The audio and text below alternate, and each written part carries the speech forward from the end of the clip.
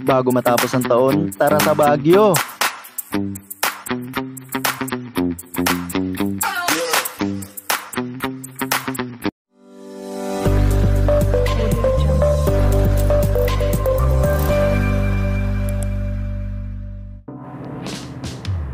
Almost 7 hours ang inabot ng travel time namin from Antipolo, kasama na ang stopover.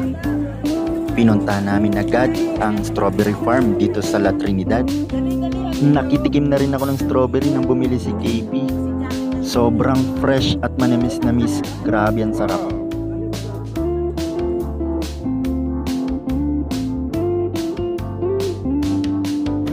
Sunod namin pinuntahan ay dito sa Mines View Park, Baguio. Dito nga ay natikman ko ang strawberry flavor ng taho.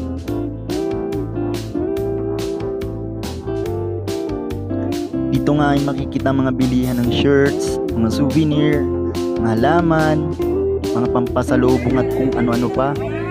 Sa ganda ng view, kanya-kanya na talagang picture. Selfie, groupie, yala.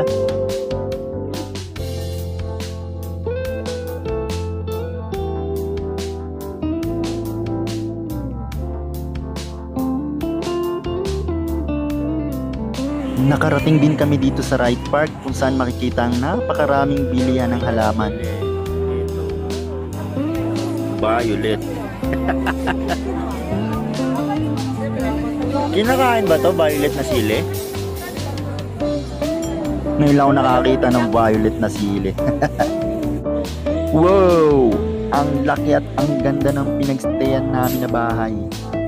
Ang daming pwedeng libangan.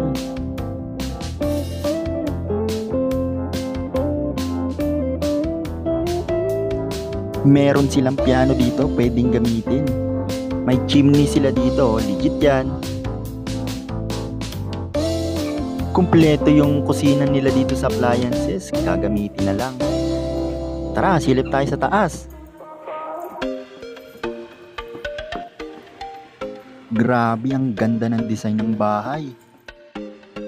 Daming kwarto dito. Yan. You know, may kwarto uli. Tapos may mini sala dito, oh.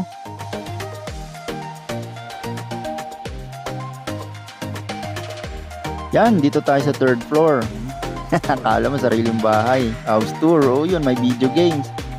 May kusina, may ref, kompleto sa gamit, mga kwarto, ayan. May kusina, ayan, may sofa. Ang daming pwedeng pagtambayan. Hallway, kwarto uli. Tapos may dining, tapos sink. Yan. Yun o, kwarto ko. Kahit gaano kagandang bahay, siguro kung ikaw lang mag-isa, hindi mo na rin siguro gugustuhin magkaroon ng ganito.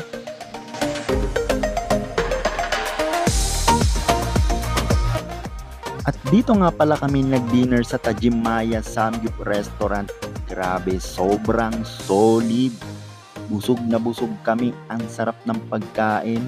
Ang babait ng staff nila. At ang bilis ng response nila sa mga requests and orders namin. Grabe. Sobrang thank you talaga sa pa-dinner treat sa amin ni Katie. After dinner, tamang lakad lang. Papuntang Burnham Park. Let's go! Tinesting ko mag top speed. Tapos tamang banking. Ala! Labas lettuce, pawis, kakapadyak. Yan o, Eiffel Tower. Tapos parang watermill. Grabe, ang daming tao. At may mga security rin sa paligid for safety. At eto na yung trending sa Facebook na night market dito sa Baguio. 9 PM nga pala ang start ng night market nila dito. Napakadisiplinado nila hanggat hindi nagnanay, hindi sila naglalagay ng mga stool. Syempre, tamang tingin muna tayo. Ayan, mga sapatos, bags, mga laruan. Ayan. At eto, ang mamahal niyan. Pero pwede kang makipagtawaran dito sa murang halaga.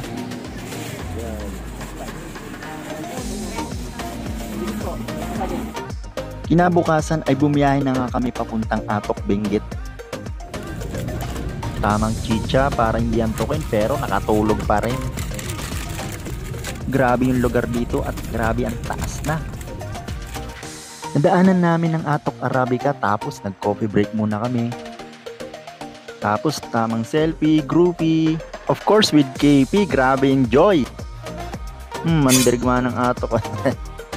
Sa wakas, after 2 hours, narating din namin ang Northern Blossom.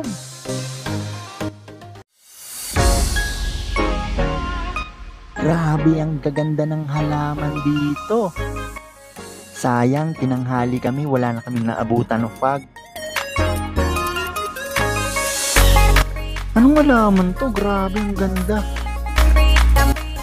Wow, grabe ang view dito at ang lamig. Hi there po, Katie. Wow, nakaka-amaze talaga. Grabe.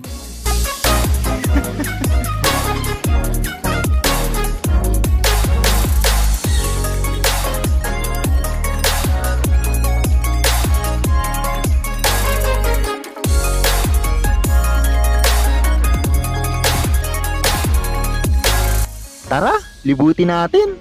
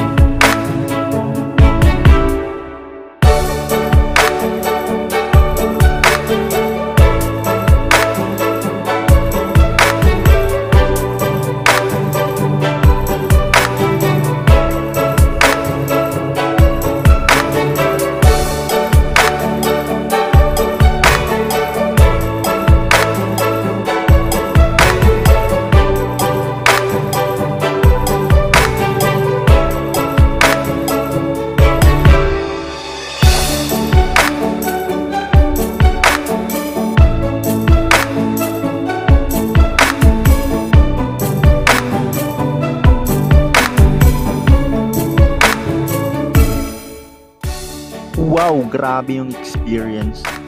Sobrang thankful ako kay Lord and then kay KP. This is so much and very satisfying. And that's our video for today. Thanks for watching.